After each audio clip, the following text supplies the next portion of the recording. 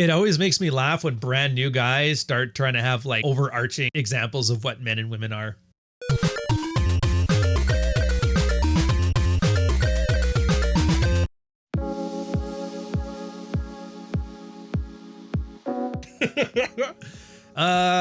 Morning, Midswatch, evening. I'm usually releasing these around midnight. And I guess I don't talk about it enough. I try every couple episodes to mention, like, why is it Midswatch? What's that mean? It's like mids, like girls? It's like, no. Technically, the theme for this and the reason I started it was when I used to work at the Network Operations Center, the Base Information Services. It's like the top secret radio station place when I was in the military. And it was shift work. And in the military, it was also 1 and 2 watchkeeper on ship. And there was always this watch between around midnight. And it was called the Mids Watch. So it's for midnight. And used to go in there.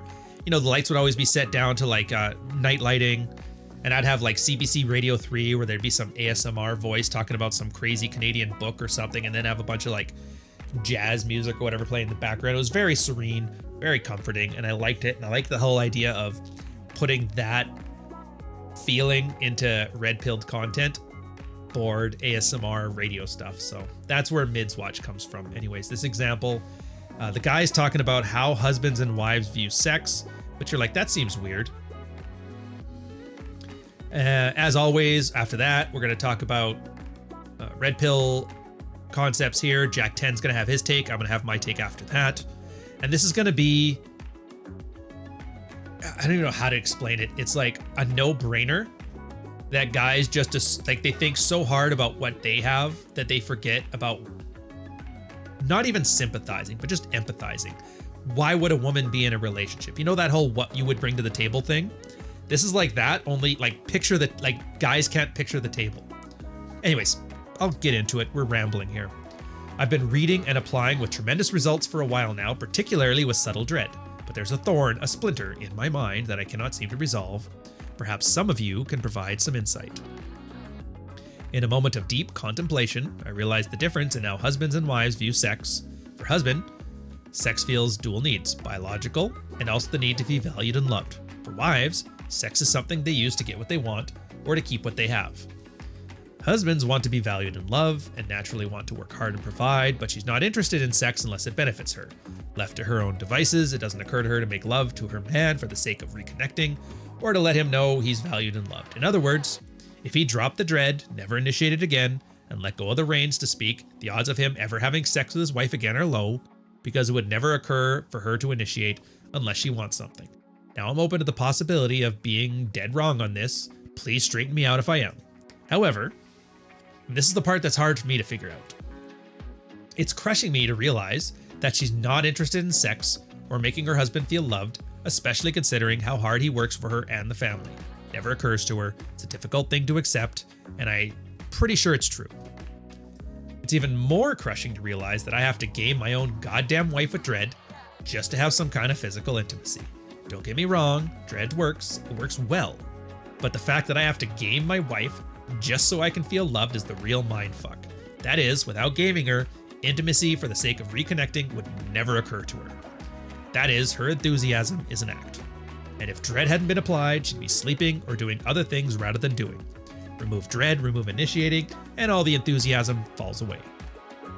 So it's like, if my marriage isn't what I want it to be, and if my sex life isn't what I want it to be, ultimately it's my responsibility. I didn't lift, I didn't take care of myself, I didn't develop interesting hobbies, I didn't captain my ship, I didn't apply dread. It's like the husband is carrying all the burden and she's just passively along for the ride. If his marriage sucks and his wife isn't an enthusiastic sex kitten, then it's his fault. He let himself go, he's dull and boring, he's not captaining, blah, blah, blah. We've all been there. But it's all an act on her part anyway because she got what she wanted. Commitment, sperm, resources. And she'll act the role of submissive sex kitten either to get something new, like drapes or a vacation or whatever she wants this week. And even if you're a solid family leader, look great naked, knock down shit tests without batting an eye, rail your wife whenever, wherever you want, it's still all an act.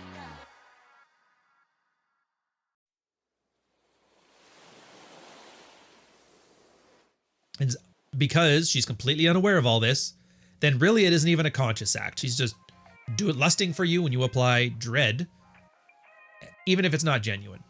But the fact remains, it's all on you. and she's along for the ride, feeling whatever you create. What a mindfuck. He goes, sorry, I know this post is long. So the next part is from Jack. He's like, you know what, I thought about this. I think the married red pill community is self-selecting to actually be more likely to have frigid wives, though.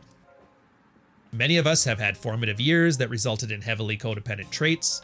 We put a lot of value into making others feel good, even at the expense of ourselves. Codependent men generally end up with women with low self-esteem, sometimes manifesting as narcissism, and anxiety. These are not women confident in themselves and comfortable with their sexuality. Ultimately, for these codependent men, that anxiety is usually projected outwards. Here's an example. A girlfriend notices her boyfriend has a female friend that texts him occasionally.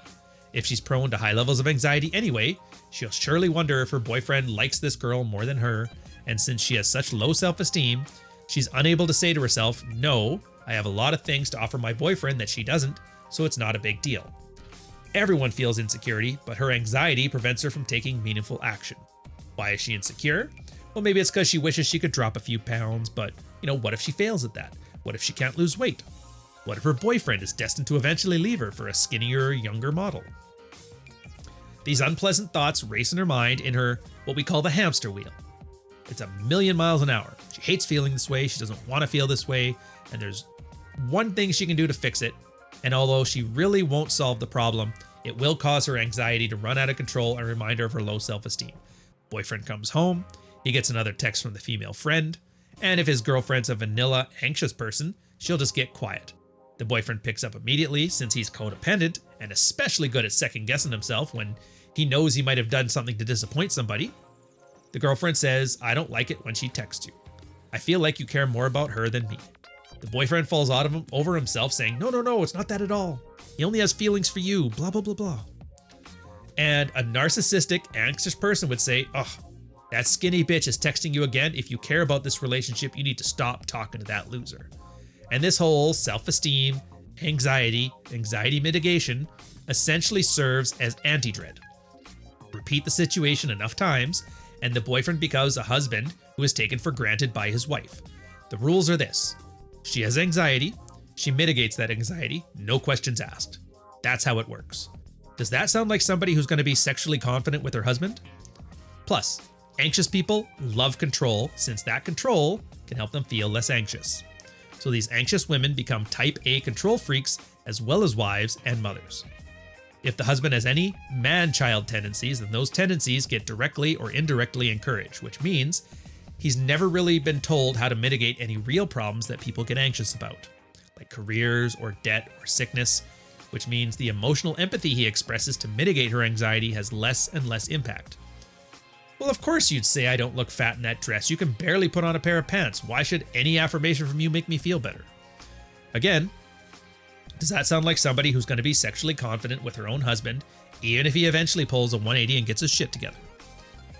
I wish I remember when I read this, but it was something like the only two qualities you need in your partner are high self-esteem and low neuroticism. That's it. That's the fucking list. That's what I used to tell people in my single days when they ask, what's your type? I'd say high self-esteem, low neuroticism. Because if you're married to a woman with high self-esteem and low neuroticism, chances are your wife is comfortable with her sexuality and is more than happy to initiate sex with an attractive man. Since there is no ultimate good to defer to, you have to know what you want so that you can ask yourself the right questions.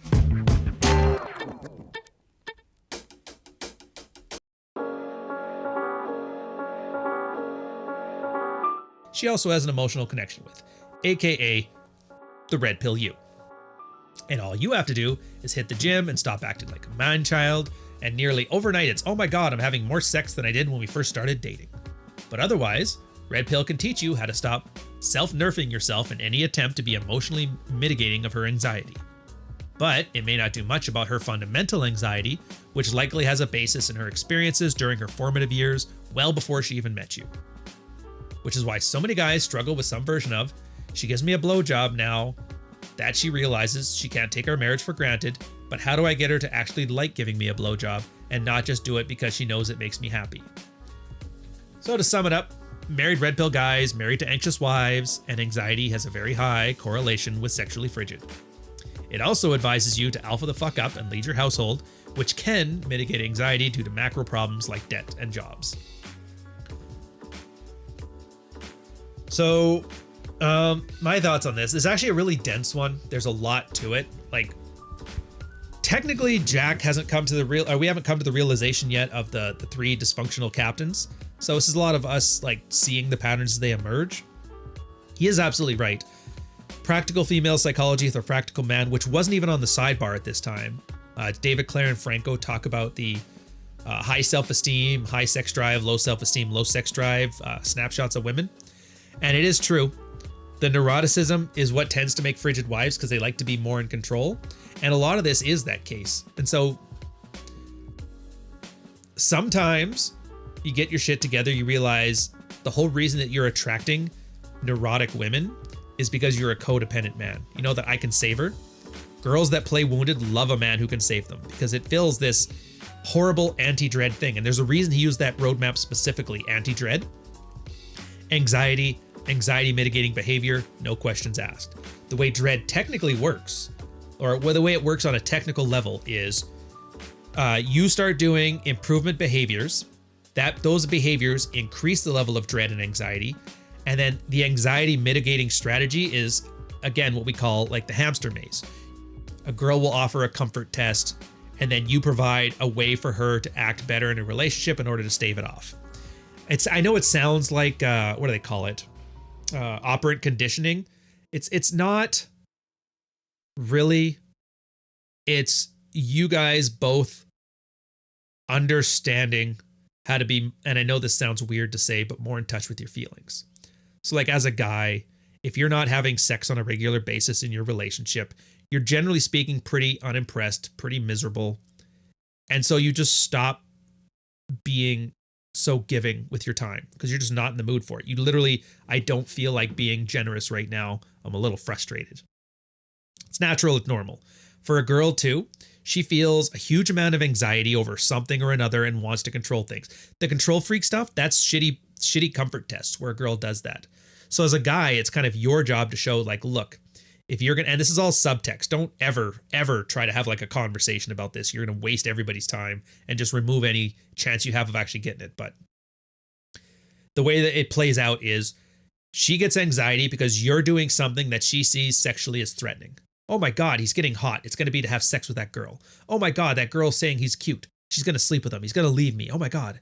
And as the guy, you just establish when she gets this level of anxiety, when she gets this need for comfort, the easiest way to keep you happy is just to provide value for you in your relationship.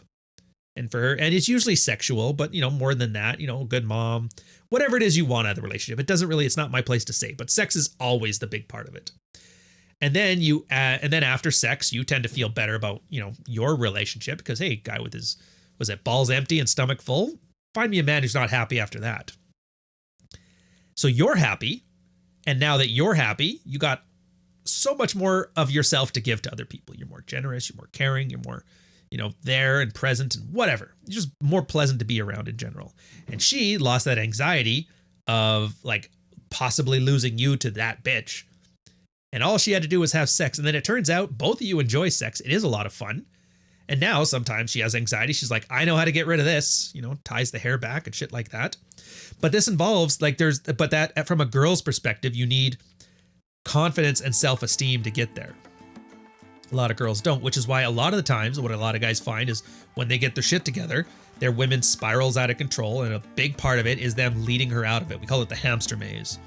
Sometimes that involves her seeking her own individual therapy, because if you remember from a very old episode, I think it's episode 4, is that a woman's father is the only man in her life who gives her validation for reasons other than sex. And so if a girl has a really shitty formative experience with her father and her brothers and that stuff, they don't know how to, and this is where that Rollo Tomasi quote comes from, the only agency a woman has is her sexuality. It comes from those formative experiences. So as much as I tell you guys about bad parenting strategies and how it raises men as if they're defective women, women have their own set of issues here. Now, I'm not a girl. I'm not here to fix girls. Ask Ali, Real Femme Sapien, or one of the other ones to do this one. But yeah, just understand, for a lot of girls, if the way they act and their only agency is their sexuality, chances are that's because they never had, in those developmental years, a father show them how to get it otherwise. Now, I don't care whose fault it is. You know, maybe he went out for smokes. Maybe mom decided to ditch him. Maybe dad was a floor mat and codependent anyway. Who knows? I just know it's there. And if it's there and it's predictable, you can deal with it. And then the big question for you as a guy is, do I want to make this my problem? And again, it's back to those locus of controls. What can I do? Well, you can make it a condition for the relationship. You know, go see a therapist. Talk therapy actually works great for women. Sucks for men. Women love it. Find out, get her off of SSRIs. Maybe she needs to work out some more. Maybe there's some daddy issues she's got to work out. But you're not going to let that become like an issue every time you guys want to fool around. She starts bringing up, you know, daddy issues. Like, no, that's not how this works. And if that's the way she wants to play it, then, you know, you have to make some hard decisions. But again, it's one of those situations where until you're in a place of benevolence, in that place of leadership, that higher tier, like above her in the SMV or whatever, you're not really in a position to help. So first things you got to do is get your shit together. You know, build yourself a frame, build yourself some value, do all that work. I talk about it every episode, all the work you need to do. Get yourself to a point, and if she wants to follow, but she doesn't know how, then that's where leadership comes in. You cannot lead until somebody wants to be led. And then once she has that followership, that ability to want to be led, the ability to submit to you, then you guys can work on these problems. But just remember, it's never unconditional. She has to provide value to you, otherwise there's no reason for you to be there. And I don't know what else to say. I mean, if you take this the wrong way, I don't know what to tell you. It's like, it's very hard to explain functional relationships to dysfunctional people, but enjoy yourselves. Have fun.